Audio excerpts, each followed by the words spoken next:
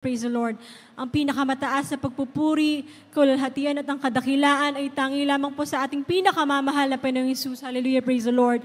At dobleng paggalang po at respeto at patuloy po ang inaalala po natin ang mga dakilang turo at aral po ng ating ginagalang mahal na pastor, our beloved and honorable evangelist, Wilde Estrada Almeda, and to our beloved Mama Dear po, ang ating beloved assistant pastor, Dina C. Almeda, at patuloy rin po paggalang po, pagbibigay ng paggalang, pagrespeto sa kanilang butihing pamilya, all the beloved children. Hallelujah, praise the Lord.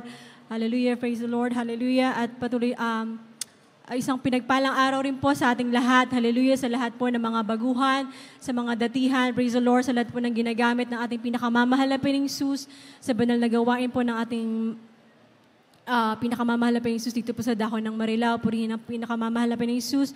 Muli ako po yung nagpupuri at nagpapasalamat sa pinakamamahal na Panginoong Hesus sa dakilang pagkakataon po na ito na aking maipahayag sa inyong mga minamahal ang mga dakila at kamanghamanghang gawa po ng ating pinakamamahal na Panginoong Hesus sa aming buhay.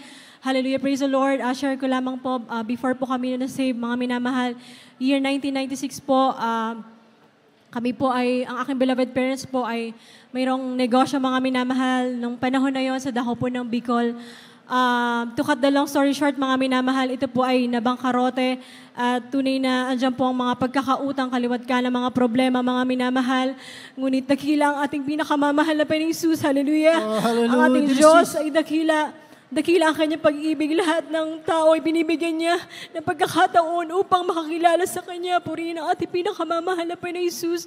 Ang aking beloved father po ay nagsaliksik ng banal na kasulatan at tunay na nanalangin. Nanalangin po siya, nadalihin po siya sa buong katotohanan dahil kami rin po, ang aking family, mga minamahal, ay kung saan pong dakong sekta at relihiyon din po nakapunta, naka-attend, mga minamahal. Ngunit ang Jesus Miracle Crusade International Ministry ang nagtuturo ng may kapangyarihan, mga minamahal na ating ginagalang mahal na pastor, na tunay na mga minamahal, to cut the long story short, na kami po ay makakilala sa Kanya. Aking beloved parents po ay magpabautismo sa pangalan ng ating pinakamamahal na Panginoong Hesus. Sila po ay pinagaling ang mga karamdaman, binago kanilang mga buhay, nilutas ang kanilang mga problema. Doon napakabuti na mahal na Panginoong Hesus. Though, mga minamahal, that time I was like 4 years old, mga minamahal, 3 po kaming magkakapatid na babae, mga minamahal. Alam nyo, mga minamahal, talagang nagsimula po kami sa wala pong natira sa property po ng aking mga magulang. Talagang dyan po na ang aking beloved father po, ang aking beloved mother ay nagtinda po ng mga gulay, prutas po sa dako pa ng Divisoria that time, mga minamahal. Wala po kaming pera, mga minamahal. Kami pong magkakapatid, nakasakay po kami sa kariton.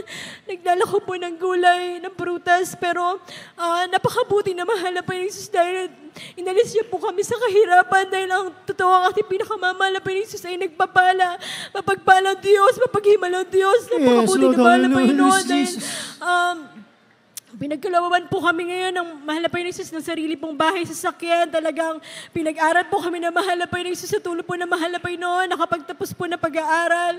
Bagamat mga minamahal na nakakalungkot mang isipin dahil dumating rin po sa aming buhay na kami po ay manlamig sa paglilingkod sa mahal na Panginoon. Gawa po ng naging busy po sa negosyo ang aking mga beloved magulang, mga minamahal. Dahil dyan, mga minamahal, nung mag-high school, college po ako, andyan na, dahil po hindi po nakakadalo sa banal na gawain, natuto po ako, mga minamahal na mga makamundong bagay. Hallelujah, praise the Lord. Hallelujah. Bagamat hindi ko po binababa aking sarili, niluwalhati ko po ang mahal na Panginoong Hesus dahil po sa kabila po na ako po ay natutong uminom ng alak, manigarilyo, mga minamahal. Dahil mahilig po akong makipagbarkada, hindi po alam ng beloved parents ko yung mga minamahal. Ako ay college, mga minamahal, na nagawa ko po mga bagay na yan. Ngunit alam niyo po, dumating po ang pagkatawag sa akin ng ating pinakamamahal na Panginoong Hesus dahil po sa kabagan po na mahal na Panginoong Hesus, namulat po ako sa banal na gawain na ito na kahit sa edad ko pong bata pa lang po ako, mga minamahal, kahabagan ng mahal na Panginoong Hesus, alam ko po yung pag gumawa po tayo ng mali, talagang hindi po kalugod-lugod sa mahal na Panginoong Hesus, tayo po yung mapupunta sa impyerno.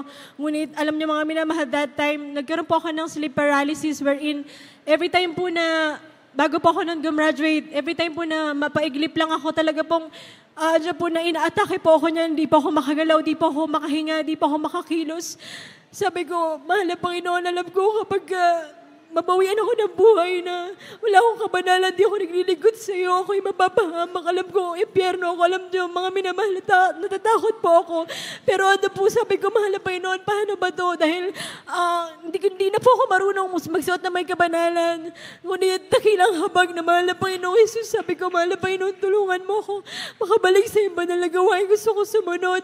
Hanggang sa, ayun po mga minamahal, sa kabaga po na mahal na Panginoon, nakaka-attend na po ako noon mga minamahal. At ano po, nagkaroon po ako na desire na ibigay ko po ang first fruit sa mahal na Panginoong Jesus na tunay na grabe yung spiritual na pagpapalang binalik sa akin ng mahal na Panginoon. At so po na grabe yung takot na binigay niya sa akin. Grabe yung pag-ibig, mga minamahal, na simula po na nakasunod po ako sa kabanalan sa pagbibigay sa lahat po ng unuutos ng mahal na Panginoon. Paunti-unti mga minamahal. Basta ano po yung desire ko, paglingkuran ng mahal na Panginoon Jesus, may katapatan mga minamahal. At sa kahabagan po ng mahal na Panginoong Jesus, ako rin po ginamit na ng mahal na Panginoong Jesus bilang manunugtog. Bagamat mga minamahal, zero knowledge po in music dahil wala naman din po kaming background sa family ko na tumutugtog mga minamahal. Ngunit sadyang ang Diyos ay mapagbiyaya kahit anong bagay kaya niyang ibigay sa iyo. Basta ito'y kalooban niya. Talaga napakabuti na mahal na Panginoon dahil ginagamit na rin po sa banal na ubasan bilang pong manunugtog. Mga minamahal, napakabuti na mahal na Panginoon Jesus. At share ko rin mga minamahal, dito na rin po ako pinagpala ng pinakamamahal na Panginoon Jesus ng sarili ko pong family, mga minamahal. Diyan na nagsimula po kami, walang-wala rin po kami mga minamahal. Wala po kaming sariling bahay, wala po kaming sasakyan, wala po kaming anything, mga minamahal. Ngunit kay buti na mahal na Panginoong Jesus sa patuloy po pagbibigay, pagtatapat sa paglilingkod.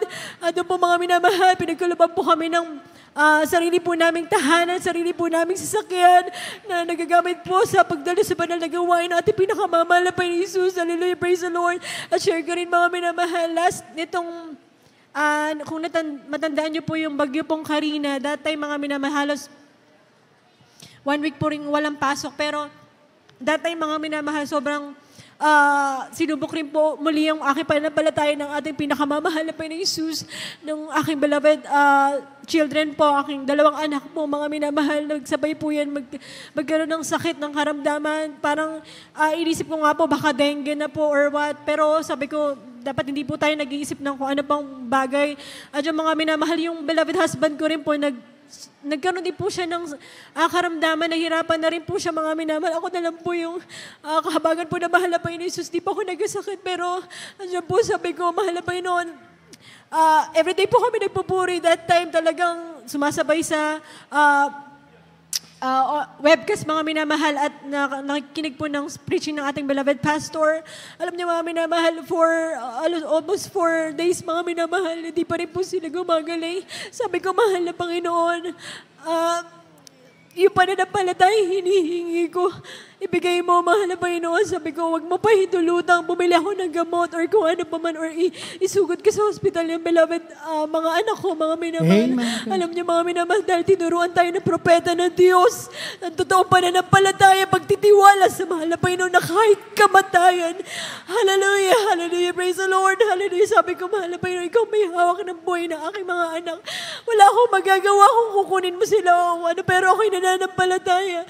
Pagkagalingin mo sa iyong pangalan, mahal na Panginoon.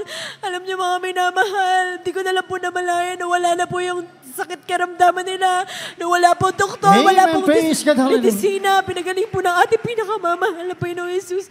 Tuloy napakabuti na mahal na Panginoon. Hallelujah.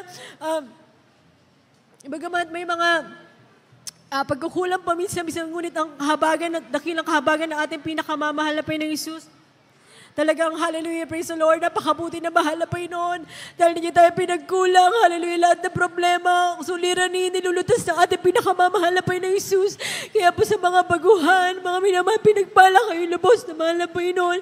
Bakit po? Lahat po, maglingkod ka sa mahal na Panginoon o hindi, merong pagsubok na darating, may sakunang darating. Ngunit kung ikaw ay piliin mahal na Panginoon, maglingkod ka sa mahal na Panginoon Jesus, ang kapayapaan ay isa sa iyo, mga minamahal.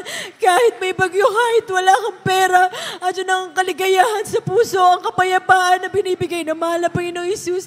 Kaya po ang lahat ng kapurihan, kaluwalhatian, at ang kadakilaan ay tangi lamang po sa ating pinakamamahal na Panginoong Isus. Hallelujah, praise the Lord.